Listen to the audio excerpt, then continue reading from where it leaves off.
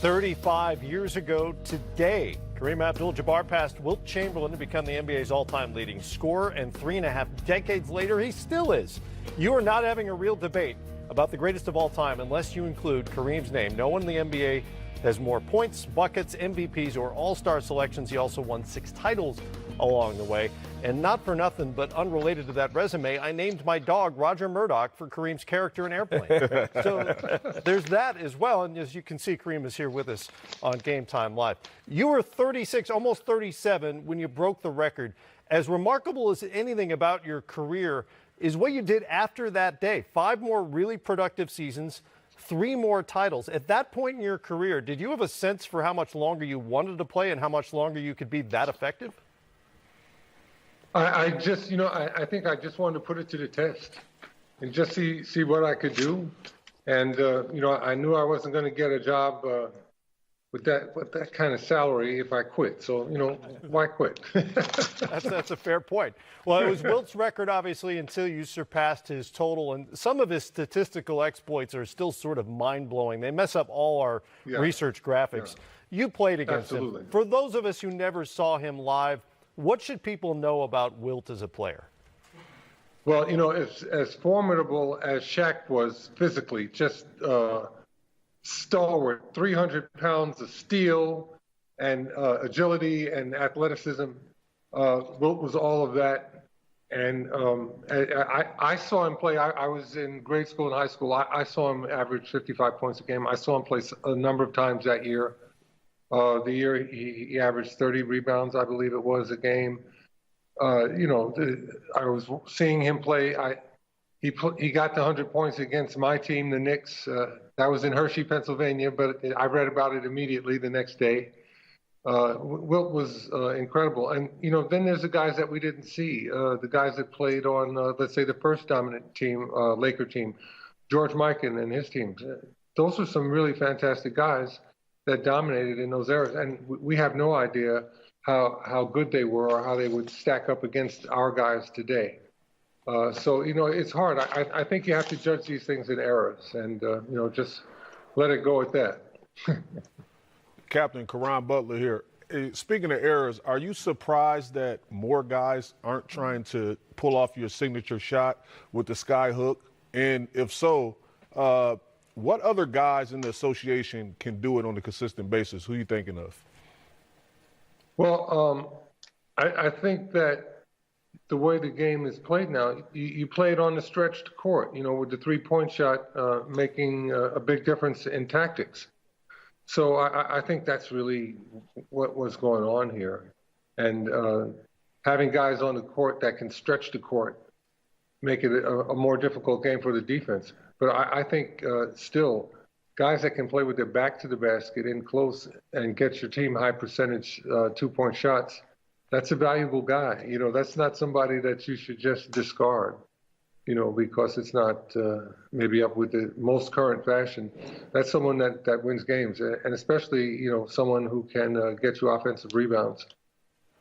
Very important parts of the game that people now are like discounting, and I don't think they should do that. So now in modern times, so many guys are chasing milestones. Was that your measuring stick, or was you just playing the game and just trying to be the best possible version of yourself? I was trying to just have the most effective career I could have, and I wanted to be excellent for the longest time I could be excellent. That was what it meant to me. Having the opportunity to play the professional basketball for as long as I did was just incredible. The fact that it's a career that is so lucrative and people admire what you do and how you do it. It's incredible. So professional sports has been wonderful to me. I'm very thankful for the opportunity. Kareem, we look back at that night when you broke that record and the strength and the size that you had back then. And people talk about the changes in nutrition and training in this sport. What did you do to stay so physically viable for so many years in the NBA? Well, I think I was lucky that I had a work ethic that allowed me to not regret that I had to work. You have to train 11 months a year at least. You know, if you can't do that, you know, you're not going to be at your top physically, and you won't be able to compete at the top level. I was willing to do that. I think it takes someone with that type of focus and work ethic to have a long career. I think that they're making so much money now. You know, guys don't focus on it so much. You know, you can be a very wealthy guy and walk away. You know, so it's a different set of circumstances now.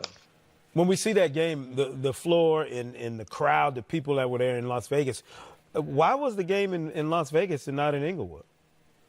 It was one of Utah's home games. They wanted to play it in Las Vegas. I think they were like scouting it as a site, you know, to play some of their games, seeing how they're so close, you know, being in Utah. It just worked out that way. Yeah, everyone thought I was going to break the record the game before, and all the camera was there, and it didn't happen. Every time I see that clip, I'm thrown off by the fact that it was played in Las Vegas, and I can never remember why. Kareem mentioned the Skyhook, which to me is the single most indefensible shot in basketball history.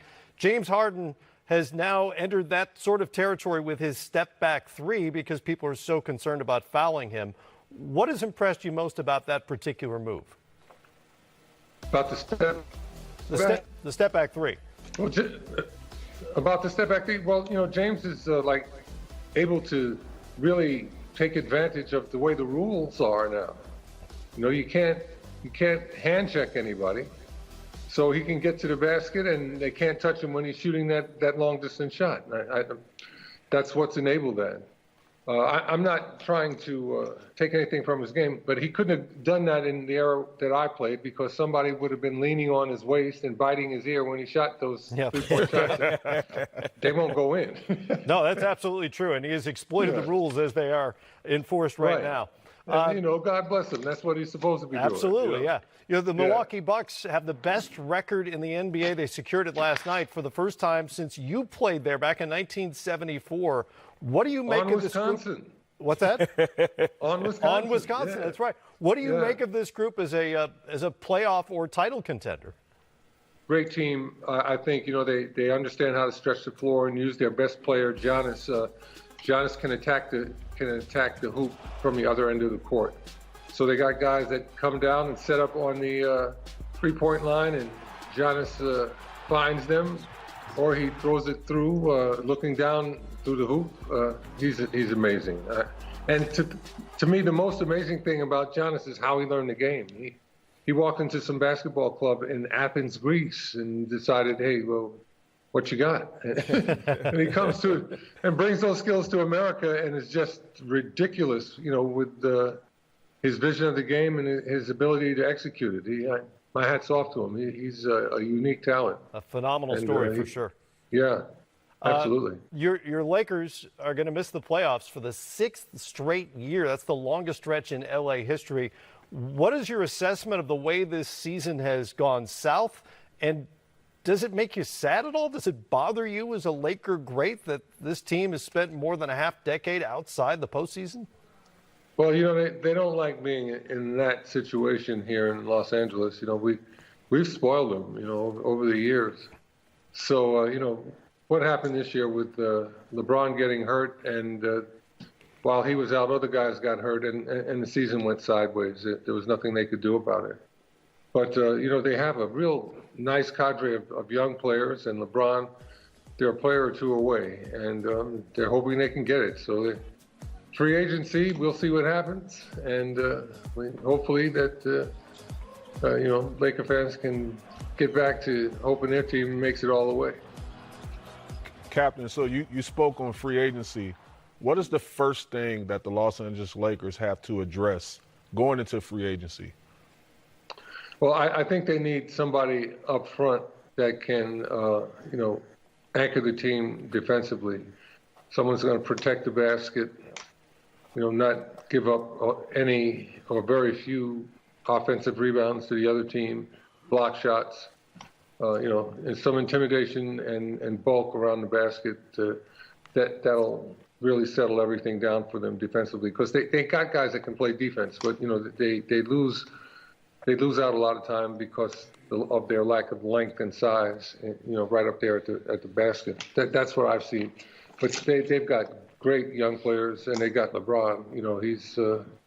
He's like a Swiss Army knife. I think they're not that far away from really contending. Kareem, before we let you go, this is entirely for me. What was the best part about playing the legendary character Roger Murdoch in Airplane, one of my all-time favorite movies? Well, for me, I got to go to a studio every day and just sit down, and I'm sitting next to the guy that was in Mission Impossible, and you got to pinch yourself, and they're paying me to do this. It's wonderful, man. It's a wonderful life. I understand why all of us, every American thinks that they could be a movie star. I understand how that works. Roger, and over, and we'll talk to you soon. Congratulations on holding the all-time scoring record for 35 years now. Great to talk to you as always, and we'll hopefully speak to you soon. Thank you. All the best, guys. Have a great weekend. You too. Thanks for your time, Captain. Abdul Jabbar. All right. A.K.A. Roger Murdoch, a.k.a. Captain. Yeah, nobody like him. Phenomenal when you think about the best player in the game right now, Kareem, is 34 years old. How long has he held this record? 35 years. Exactly. It's just, we're not talking about one generation. We're talking about several generations of players have come since he last played and scored baskets, and it's still his record. Almost half the league's history. That's unbelievable. It's remarkable. You're looking at the top 5 guys right there on the scoring charts, and they all had a lot of similarities. When you look at Kobe and Michael Jordan, obviously, and LeBron with his physical makeup, and Karl Malone. But Kareem just went about it a different way.